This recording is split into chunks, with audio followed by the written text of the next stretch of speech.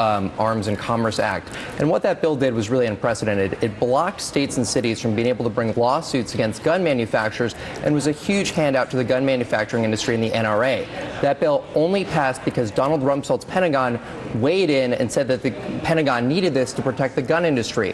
What Chuck Hagel can do, if he's confirmed, is help undo the damage that the Pentagon has done by helping to push through a new memorandum that would say that this really isn't something that the Pentagon wants.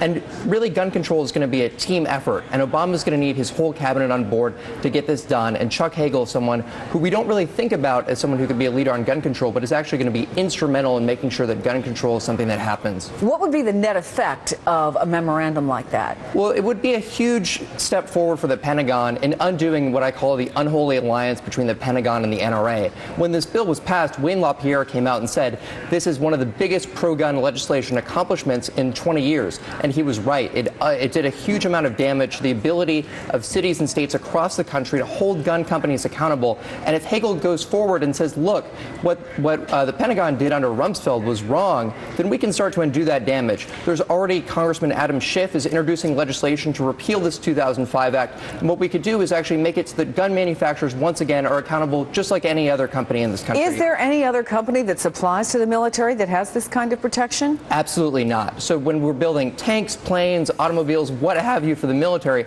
all those companies are still held accountable in the normal market for the kind of products they're putting out there. And gun companies shouldn't be any different. And so really what we have here is another example of the kind of NRA-backed legislation, which is really just a handout to the gun industry, which is really who's sponsoring them anyways.